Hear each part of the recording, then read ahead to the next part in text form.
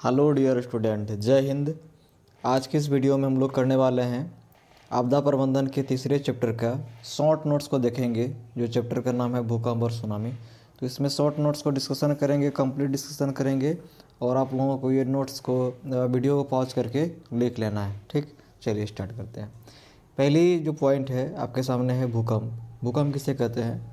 तो कहता है क्या कि पृथ्वी की तली में दो प्लेट जो आपस में टकराती है, जो टकराने के बाद जो कंपन उत्पन्न होती है वही कंपन भूकंप कहलाता है। ठीक, एक बार और समझ जाइए।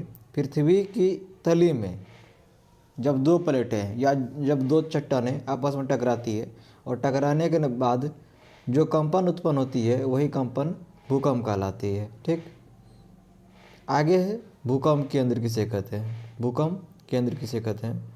तो भूकंप केंद्र किसे कहते हैं? जहाँ भूकंप की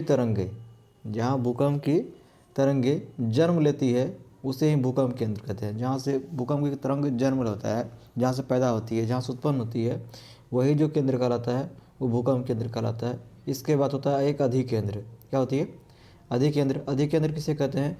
तो भूकंप केंद्र के ऊर्ध्वाधर यानी हॉरिजॉन्टल ऐसे होता है, हॉरिजॉन्टल। ठीक, ऊर्ध्वाधर पृथ्वी पर स्थित केंद्र को ही भूकंप कहते हैं। मान के चलो ये पृथ्वी है और यहाँ पर जो हॉरिजॉन्टल जो केंद्र बन रहा है, यहाँ से जो केंद्र होता है इसी केंद्र को बोलते हैं हम लोग, भूकंप के यही केंद्र को बोलते हैं हम लोग अधिकेंद्र। ठीक, चलो आगे देखो।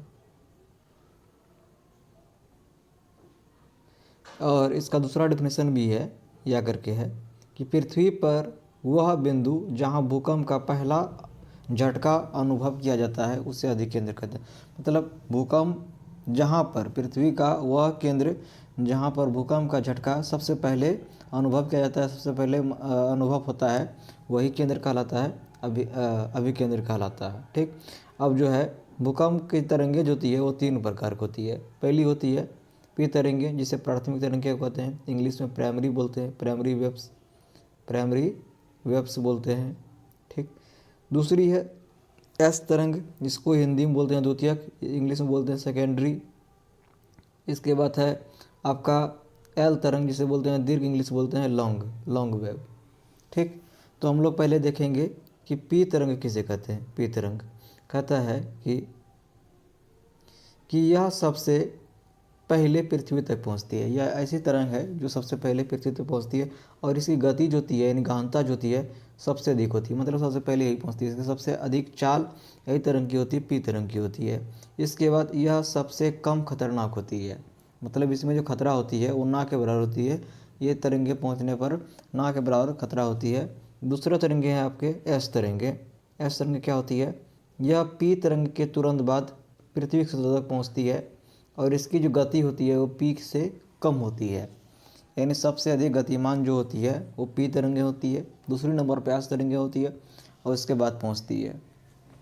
और एक आता है पी तरंग से ज़्यादा खतरनाक होता है, जिसका गति जितना कम, जिसका गति अगर कम है तो खतरा बढ़ेगा। क्या बढ़ेगा? खतरनाक अधिक होगा। वो बात समझ में आ गया? गति कम, खतरनाक अधिक। और गति से ये हो गया। और जो तीसरी तरंगे हैं उसे बोलते हैं एल तरंगे या तृतीयक तरंगे। ठीक, एल तरंगे, ये है एल वेव्स। ठीक, एल तरंगे। तो कहता है यह वह तरंग है जो सबसे बाद पृथ्वी तक पहुंचती है, यानी सबसे बाद पृथ्वी तक पहुंचने वाली तरंगे एल तरंगे हैं। ठीक, इसकी जो गति होती है सबसे कम होती है। सबसे कम गति किसकी होती है? तो एल तरंग की होती है। ठीक, यह तरंग सबसे अधिक खतरनाक होता है, सबसे अधिक प्रभावी जो होता है, जो सबसे अधिक प्रभावी होता है, प्रभावी सबसे अधिक कौन होती है? एल तरंगी होती है सबसे अधिक प्रभावी। ठीक, इसके बाद बात करें अगला टॉपिक पर, तो यहाँ पर लिखा हुआ है कि भूकंप के प्रभाव को कम करने के क्या क्या उपाय हैं। पूछ सकता है सवाल आपको कि भूकंप के प्रभाव को कम करने के क्या क्या उपाय हैं, उसे लिखें। तो हमने दो उपाय देखे हैं। तो पहला उपाय है कि अगर भवन बनाना है, भवन का निर्माण करना, मकान का निर्माण करना है तो उसका आकार कैसा होना चाहिए? आयताकार होना चाहिए। ठीक, आयताकार होना चाहिए। दूसरी है कि अगर लंबी दीवार है, लंबी दीवार को सहारा देने के लिए ईंट, पत्थर या कंक्रीट का कॉलम, जैसे कॉलम होता है ना, ये कॉलम किसका बनना चाहिए? ईंट का होना चाहिए, कंक्रीट का होना चाहिए या पत्थर का बनाना चाहिए कॉलम। तो इस प्रकार दो तरीके हम लोग देखें। इसके बाद होता है सुनामी किसे कहते हैं? सुनामी तो कहता है समुद्र के तल में कंपन होने के कारण समुद्र के जल का ऊंचा ऊंचा उठ जाना, है ना, वही सुनामी कहलाता है। ठीक, सुनामी एक जापानी शब्द है। सुनामी जो है जापानी भाषा का एक शब्द है, याद रखना है। सुनामी के बारे में पूछता है कि सुनामी क्या है, तो जापानी भाषा का एक शब्द है सुनामी।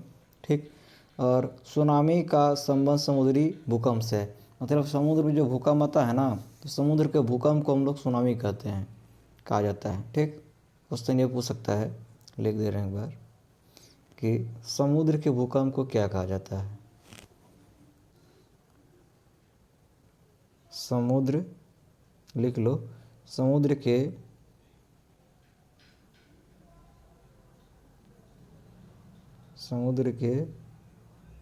भूकंप को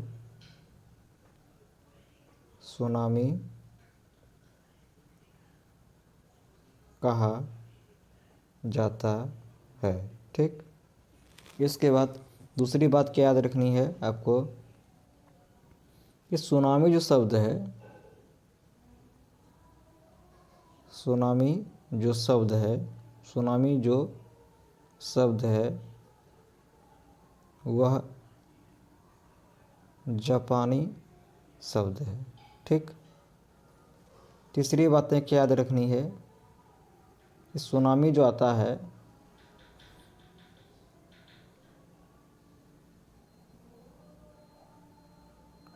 समुद्र में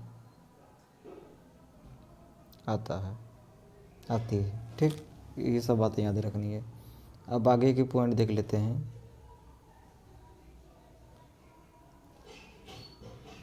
आगे कुछ सम इम्पोर्टेंट फैक्ट्स है, मतलब कुछ महत्वपूर्ण तथ्य है। वो तथ्य में पहला जो तथ्य है,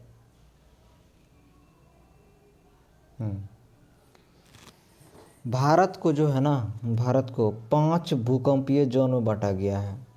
जोन 1, जोन 2, जोन 3, जोन 4 और जोन 5।